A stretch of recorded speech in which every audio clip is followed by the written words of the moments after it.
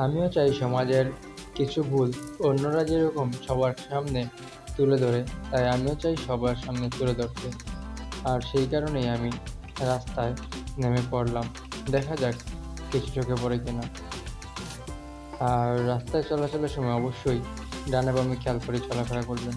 বর্তমানে যে হারে অ্যাক্সিডেন্ট হচ্ছে, ইন্না লিল্লাহ, সামনে মনে হয় অ্যাক্সিডেন্ট হয়েছে, আল্লাহ মাফ করুক।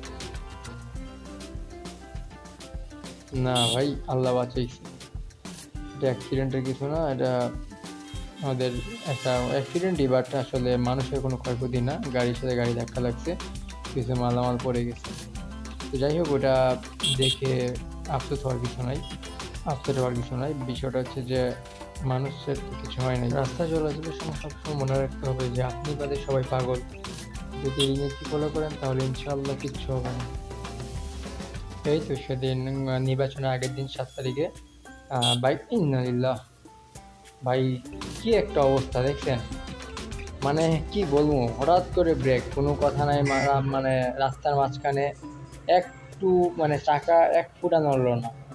আল্লাহ বাঁচাইছে, যাই হোক একটু সতর্ক ছিলাম। তো এইভাবেই সতর্ক থেকে চালাবেন। আসলে ওদেরকে বলার কিছু নাই, ওটা ওদের বাপের রাস্তা। তো বাপের রাস্তায় ছেলে যেভাবে মন সেভাবেই চালাবে। শুধু আমার এতটুকু বলা যে গত 7 তারিখ নির্বাচনের আগের দিন সেমভাবে একটা অটোরিকশা, লুকিং গ্লাস ছিল না, ডান পাশে ওভারটেক করতে গিয়ে আমার মাইরা দিছিল অল্পের জন্য।